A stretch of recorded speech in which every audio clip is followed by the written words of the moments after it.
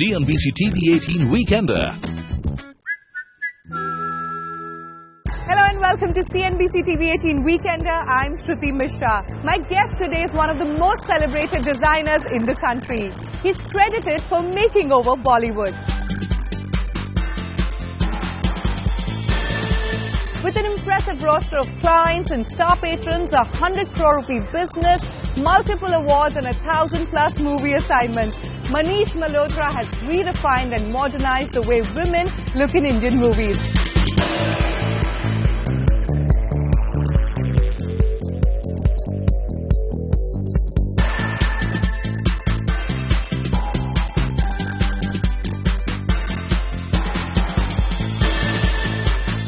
We're outside a store in Bandra in Mumbai. Let's go inside and meet him.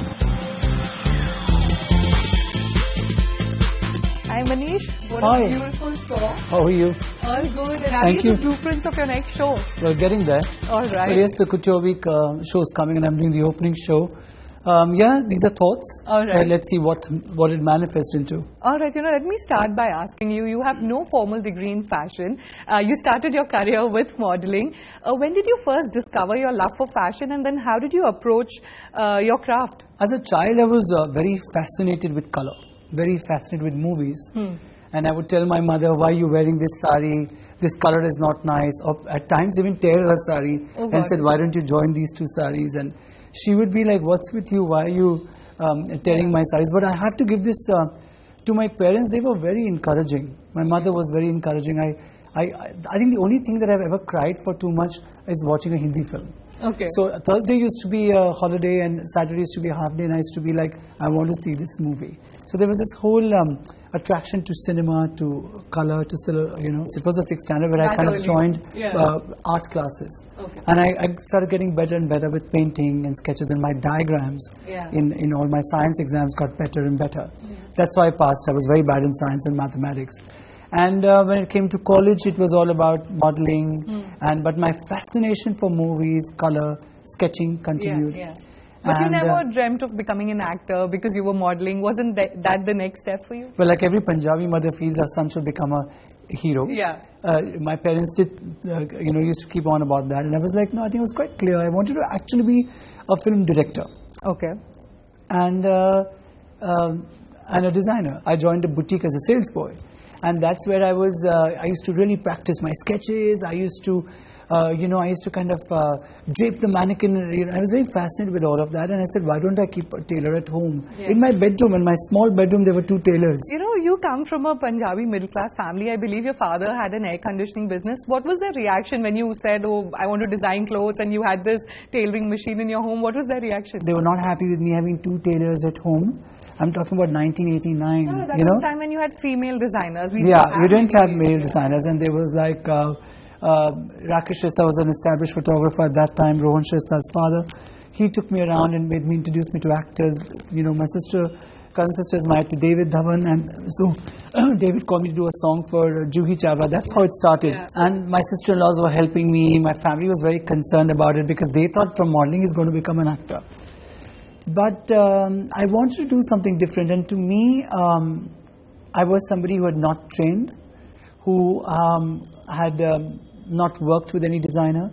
I didn't have the money to come out with a collection. Ensemble had just started, and all the, Tarun Tehlani and Abu Sandeep and Rohit Bar, Rohit Khosla, so many of the designers had, launched their collections, and I was like, why don't I take the route of movies? Yes, and because in the late 80s, movies were not really looking that good.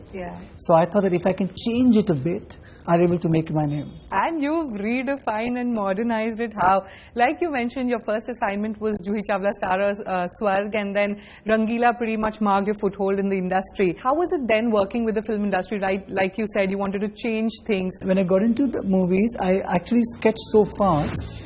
I practiced my sketches for that many years that people were quite fascinated that while talking I could sketch a design. And the day one I entered the film industry, I started getting work. So I was working with Shilpa Shirodkar, Sunny Deol, Chunky Pandey, Juhi Chawla. Then Rakesh Shrestha introduced me to Sridevi, and Sridevi was a huge star at that time. She started working with me. And when I started getting a lot of work, it was a new world, to be honest. It was very different from what it is today. Producers wouldn't pay you, the checks would bounce, and one day my father sat me down and said, it's 2 years, you've lost all the money, you're working 18 hours, you're always in a bad mood. Yeah. Are you sure of what you're doing? And I was like, I have nothing to fall back on. This is it. I thought of what can I add to my work? And that's when I started discussing an entire look. What will be your makeup? What will be your hair? And So things changed from Rangila, you would say that. actually, things started changing from '93, but Rangila kind of stamped it. It was the first time a designer was getting an award. People took notice of the clothes being glamorous, yet real, yet color, yet minimalist, yet fun. Yeah, So there was a lot of, and taking care of the makeup and hair and the entire look, which was styling. Which today I can proudly say that I actually introduced styling into India. True. So, 2015 again was a milestone year for you. You completed 25 years of your association with Hindi cinema and 10 years of the Manish Malhotra label. How would you summarize your journey? My journey kept changing. It kept evolving. When I started movies, the whole quest was that I want to do a lot more movies. And when it came, I want to introduce styling. And here I was on a flight every second day. I'm going to Switzerland to do a song, coming back. I'm going to London to do something. I'm shopping here in New York. And for many years, that was my life. I saw the world through my work. 10 years passed by, and Yashar Avanti Billa offered me a store called Reverie. And it was the first time a costume designer was going to enter a mainstream boutique. I worked with them for 2 years. I then joined Sheetal Design Studio, where the production was much larger. And that's what I understood on how big productions are handled. I thought of becoming a film director, which was my original plan. So when I left Sheetal after 3 years to work on a script, which was a dance film that I was working on. Okay. And then I told my brother and sister-in-law, why don't you all join me? Let's start a label, because I worked so much. And here it was, the label took off, and then the whole battle was between movies, show, collection. I launched my store in Dubai, then Bombay. So And I think directing the film took a back seat then. film took a back seat. And then you realize that, but I need to do a theme. I need to have a voice. I need to say something. Because initially I was doing a sari, a swimsuit, a jacket, everything. And that's when we kind of, narrowed it down to Indian wear, Indian contemporary wear. And that's, I think, when the label really moved further. And in 2013-14, the brand went global with its digital footprint, manishmalhotra.in. It also saw the brand market turnover of 100 crore rupees, and it's like the first Indian luxury fashion house to have achieved that milestone. How have you been able to achieve this? I've worked so sincerely and patiently, like I mentioned, when I was doing movies, I thought my life would be only movies. So when that opportunity came off the store, I started working there. From there, it led to me launching my label. When I launched my label, I said my label would be small, and I would do movies, which I love, and my label. And then came a time when the label started taking focus, and it kind of started moving. And then it was in my face that here there is something which is very good, and we need to move with it. So I entered Delhi. Delhi is a very discriminating place. If they like your work, then they like your work. If they don't like your work, they don't like your work. So I started, putting up my clothes in various stores in Delhi, and having trunk showings, which started doing really well, which encouraged me to open my store. When it came to my store, I don't want to do what I do in Mumbai, because Mumbai I have 2 stores. I have a factory which is far. I'm running, from film meetings to bridal meetings to all of that. So I wanted one large store, and I'm very fond of old world, vintage. And there was a 9,000 square feet store, so I was the first Indian designer to open such a large store. The gamble paid off, and we complete 3 years on 1st of November. And now if you ask me, Manish, movies or retail? And my label, I would say label and retail. Okay. So time changes, you evolve, mindset changes. Probably even 5 years ago, if you ask me, I would always say movies. And So you're going to actually cut down on movies now? I already have in the last 2 years, and it really feels very liberating when you're in a position to decide what you want to do. True. Like I can decide which film I want to do, which actor I want to work with, and I love movies. I'll never leave them, because I think today, whatever I am is only thanks to films. And I've had some great friendships here, made some great friendships here. The actors have been really, really good with me.